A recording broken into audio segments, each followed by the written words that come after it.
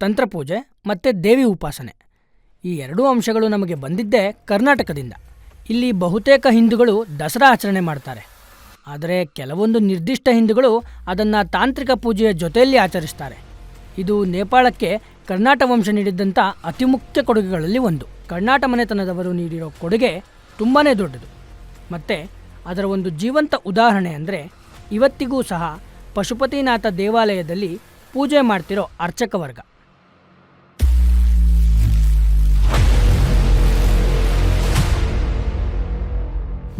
ಗೆಳೆಯರೇ ನಮಸ್ಕಾರ. ಕಳೆದ ಸಂಚಿಕೆಯಲ್ಲಿ ಕರ್ನಾಟಕ ವಂಶದ ಸ್ಥಾಪಕನಾದಂತಹ ನನ್ನಿದೇವನು ಈ ಭಾಗಕ್ಕೆ ಅಂದರೆ ನೇಪಾಳಕ್ಕೆ ಬಂದು ಹೋದಂತಹ ಒಂದು ಇತಿಹಾಸವನ್ನು ನಮ್ಮ ಕಾತ್ಯಾವಾಡ್ ಸರ್ ಅವರು ತುಂಬ ಚೆನ್ನಾಗಿ ಹೇಳಿದರು. ಈ ಒಂದು ಸಂಚಿಕೆಯಲ್ಲಿ ಕರ್ನಾಟಕ ವಂಶವು ಇಲ್ಲಿಗೆ ನೀಡಿದ ಸಾಮಾಜಿಕ ಮತ್ತು ಸಾಂಸ್ಕೃತಿಕ ಕೊಡುಗೆಗಳು ಏನು ಅನ್ನೋದ್ರ ಬಗ್ಗೆ ತಿಳ್ಕೊಳ್ಳೋಣ. ಸರ್ ನಮಸ್ಕಾರ. ನಮಸ್ತೆ.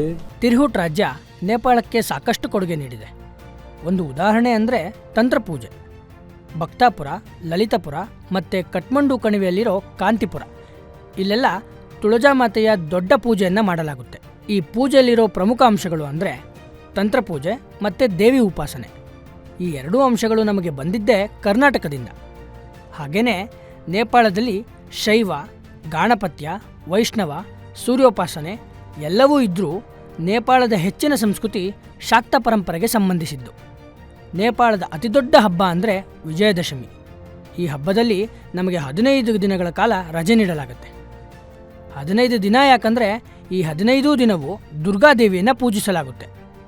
ಶಕ್ತಿ ಪೂಜೆ ಅಥವಾ ಶಕ್ತಿ ಆರಾಧನೆ ನೇಪಾಳದ ಸಂಸ್ಕೃತಿಯ ಬಹುದೊಡ್ಡ ಅಂಗ. ನಾವು ಕರ್ನಾಟ ವಂಶದ ಇತರೆ ಕೊಡುಗೆಗಳ ಬಗ್ಗೆ ಮಾತಾಡೋದಾದರೆ ಅವರು ಇಲ್ಲಿನ ಶಿಕ್ಷಣ ಮತ್ತು ಸಾಹಿತ್ಯಕ್ಕೆ ಸಾಕಷ್ಟು ಕೊಡುಗೆ ನೀಡಿದ್ದಾರೆ. ಉದಾಹರಣೆಗೆ ಮೈಥಿಲಿ ಸಾಹಿತ್ಯ, ಪುರಾಣಗಳನ್ನು ಮೈಥಿಲಿ ಭಾಷೆಗೆ ಅನುವಾದಿಸಿದ್ದು.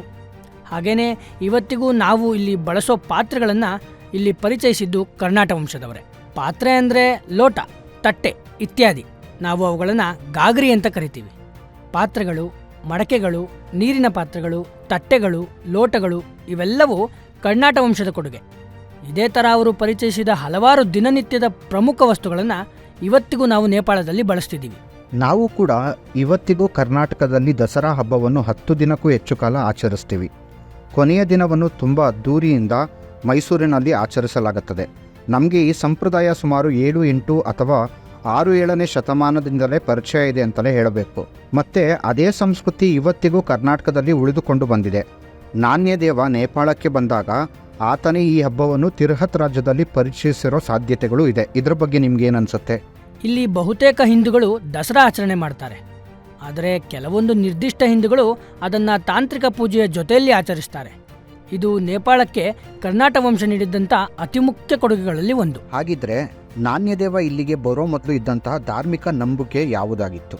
ಈ ಪ್ರಶ್ನೆ ಯಾಕಂದರೆ ನಾನು ತಿಳಿದ ಹಾಗೆ ಈ ಪ್ರದೇಶ ಅಂದರೆ ಮಿಥಿಲಾ ಅಥವಾ ತಿರ್ಹತ್ ಪ್ರದೇಶ ಹಿಂದೆ ಪಾಲರ ಆಡಳಿತಕ್ಕೂ ಕೂಡ ಒಳಪಟ್ಟಿತ್ತು. ಮತ್ತೆ ಅವರು ಬೌದ್ಧ ಧರ್ಮಕ್ಕೆ ಹೆಚ್ಚು ಪ್ರೋತ್ಸಾಹ ನೀಡಿದವರಾಗಿದ್ದರು. ಈ ಪ್ರದೇಶದಲ್ಲಿಯೂ ಕೂಡ ಬೌದ್ಧ ಧರ್ಮ ವ್ಯಾಪಕವಾಗಿತ್ತ? ಖಂಡಿತ. ನೋಡಿ, ನಾನು ಹೇಳಿದ ಹಾಗೆ ಬಹಳಷ್ಟು ಜನ ಮಲ್ಲರಾಜರು ನೇಪಾಳವನ್ನು 10ನೇ ಶತಮಾನಕ್ಕೂ ಮೊದಲೇ ಆಳಿದ್ದಾರೆ. ಆದರೆ ನೇಪಾಳದಲ್ಲಿ 2 ಪ್ರಮುಖ ಧರ್ಮಗಳು. ಒಂದು ಹೆಚ್ಚು ಜನ ಅನುಸರಿಸೋ ಹಿಂದೂ ಧರ್ಮ, ಮತ್ತೊಂದು ಬೌದ್ಧ ಧರ್ಮ.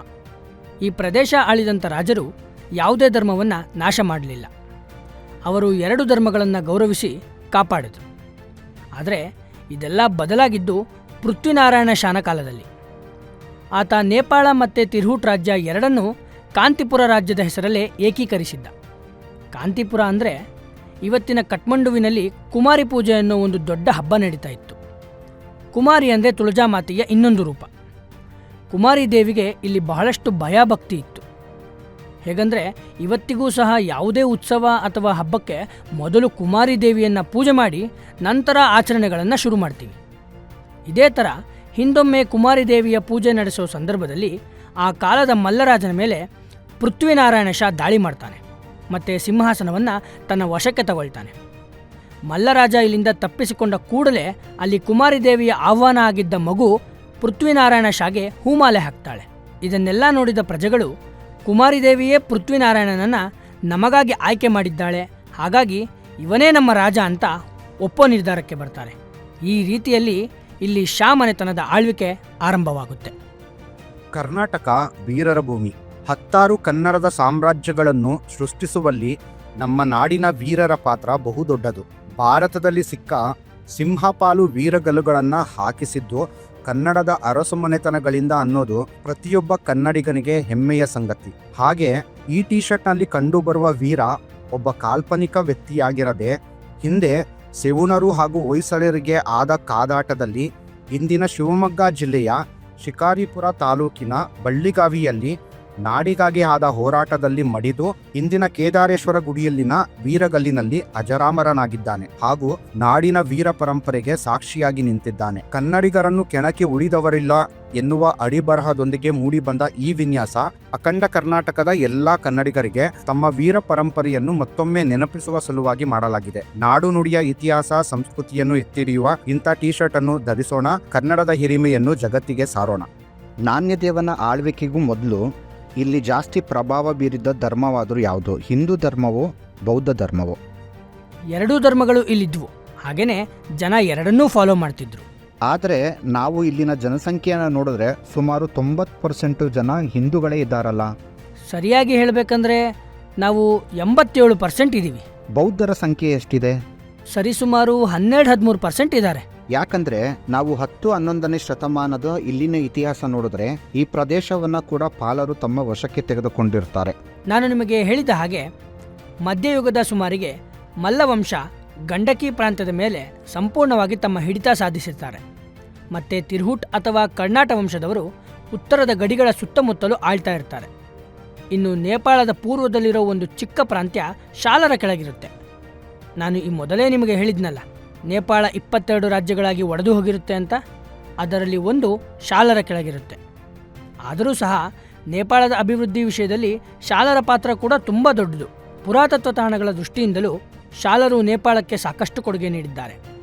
ಆದರೆ ಗಂಡಕಿ ನದಿಯ ಆಚೆಯಲ್ಲಿರೋ ಶಾಲರು ಕರ್ನಾಟಕ ಮತ್ತು ಕೋಸಮೂಲ ರಾಜ್ಯಗಳು ತುಂಬ ಮಹತ್ವದ ತಾಣಗಳು.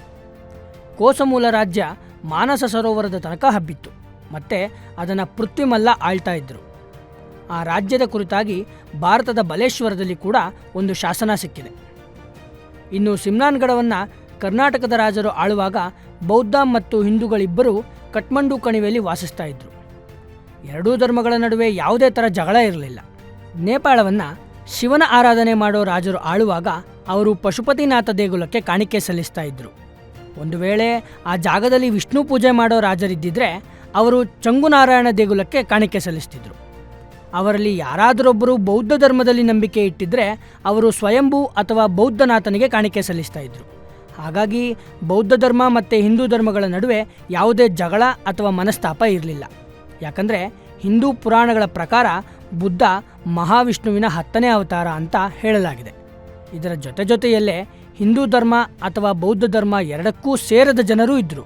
ಹಾಗಾಗಿ ಎಲ್ಲರನ್ನೂ ಒಟ್ಟಾಗಿಡೋಕೆ ಹಿಂದೂ ರಾಜರು ಬಹುದೊಡ್ಡ ಪಾತ್ರ ವಹಿಸಿದ್ದಾರೆ. ಇಲ್ಲಿನ ಸಾಮಾನ್ಯ ಜನಕ್ಕೆ ನಾಣ್ಯದೇವ ಅಥವಾ ಕರ್ನಾಟ ವಂಶದ ಬಗ್ಗೆ ಗೊತ್ತಾ?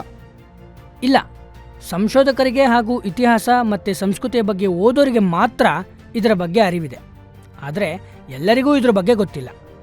ದಸರಾ ಸಮಯದಲ್ಲಿ ಘಟಸ್ಥಾಪನೆಯಿಂದ ಆರಂಭಿಸಿ ಕೋಜಗ್ರತ ಹುಣ್ಣಿಮೆ ತನಕ ನಡೆಯೋ ತುಳಜಾ ಪೂಜೆಯನ್ನು ಎಲ್ಲರೂ ಆಚರಿಸ್ತಾರೆ. ಶಾಕ್ತ ಪಂಥದ ಜನರು ಶಕ್ತಿ ಆರಾಧನೆಯಲ್ಲಿ ಸಾಕಷ್ಟು ನಂಬಿಕೆ ಇಟ್ಟಿದ್ದಾರೆ. ಹಾಗಾಗಿ ತುಳಜಾ ಪೂಜೆ ಕೂಡ ಅವರಿಗೆ ಸಾಕಷ್ಟು ಹೋಲಿಕೆಗಳು ಕಂಡುಬರುತ್ತವೆ. ಮತ್ತು ಇದರಿಂದ ಎರಡರ ಮೂಲವೂ ಒಂದೇ ಅಂತ ಅವರು ನಂಬ್ತಾರೆ. ಹಾಗೆಯೇ ದಕ್ಷಿಣ ಭಾರತದ ಚಾಲುಕ್ಯ ಮನೆತನದ ಸೇನಾಧಿಪತಿ ಇಲ್ಲಿ ಬಂದು ತಮ್ಮ ಸಂಸ್ಕೃತಿ ಪರಿಚಯಿಸಿದ ಕಾರಣ ಅದು ಕಾಲಕ್ರಮೇಣ ಇಲ್ಲಿ ಹಬ್ಬಿದೆ ಮತ್ತು ನೇಪಾಳವನ್ನು ಬಹುವಾಗಿ ಪ್ರಭಾವಿಸಿದೆ. ನಾಣ್ಯದೇವ ಮತ್ತು ಆತನ ಕರ್ನಾಟ ವಂಶಸ್ಥರು ನೇಪಾಳಕ್ಕೆ ಇಷ್ಟೆಲ್ಲ ಕೊಡುಗೆ ನೀಡಿದರು. ಜನಸಾಮಾನ್ಯರಿಗೆ ಅದರ ಬಗ್ಗೆ ತಿಳಿದಿಲ್ಲ ಅನ್ನೋದು ಕೇಳಿದ್ರೆ ಬಹಳ ಆಶ್ಚರ್ಯ ಆಗುತ್ತೆ. ಜೊತೆಯಲ್ಲಿ ಬೇಸರ ಕೂಡ ಆಗುತ್ತೆ. ಇದೊಂಥರ ದುರಂತ ಅಂತಲೇ ಹೇಳಬಹುದು. ನಾಣ್ಯದೇವನ ಪ್ರತಿಮೆಯನ್ನು ಮೊದಲ ಸಲ ನೋಡಿದಾಗ ನನಗೂ ತುಂಬ ಆಶ್ಚರ್ಯ ಆಗಿತ್ತು.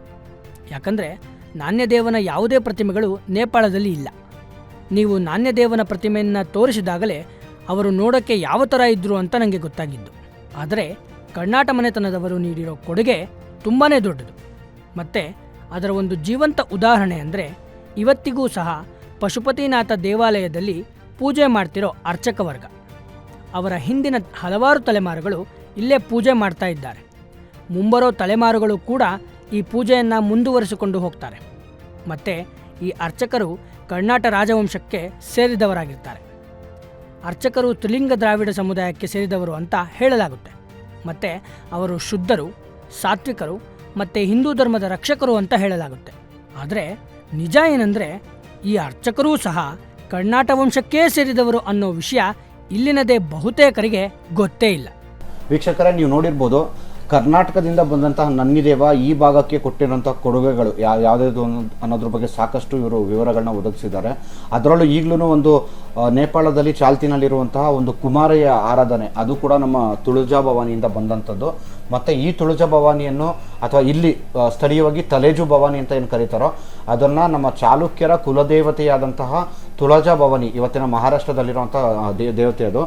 ಆ ದೇವತೆಯನ್ನು ತಗೊಂಬಂದು ಇಲ್ಲಿ ಪ್ರತಿಷ್ಠಾಪನೆ ಮಾಡಿದ್ದು ಸುಮಾರಾಗಲೇ 800-900 ವರ್ಷಗಳ ಹಿಂದೆ.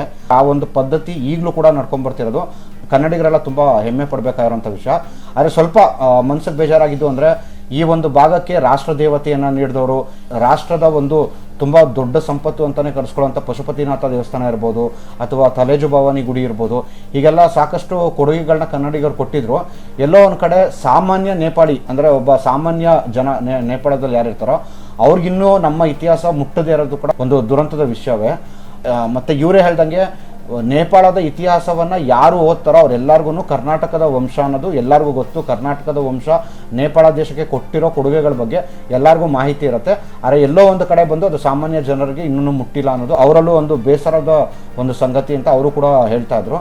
ಸೊ ಇದಾಗಿತ್ತು ಇವ್ರ ಹತ್ರ ನಾವು ಈಗ ನೇಪಾಳದ ಒಂದು ಸಮಗ್ರ ಇತಿಹಾಸದಲ್ಲಿ ಕನ್ನಡಿಗರು, ಅದರಲ್ಲೂ ನಾಣ್ಯದೇವ ಮತ್ತು ಅವನ ಮುಂದಿನ ವಂಶಸ್ಥರು ನೀಡಿದ ಕೊಡುಗೆಗಳ ಬಗ್ಗೆ ಒಂದಷ್ಟು ವಿಷಯಗಳನ್ನು ಇವರ ಒಂದು ಸಂದರ್ಶನದಲ್ಲಿ ನಾವು ಮಾಡಿದ್ದೀವಿ.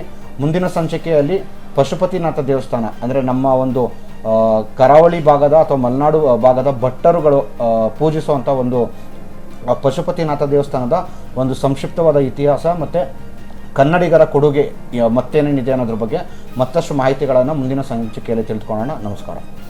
Thank you sir. ನಮಸ್ತೆ.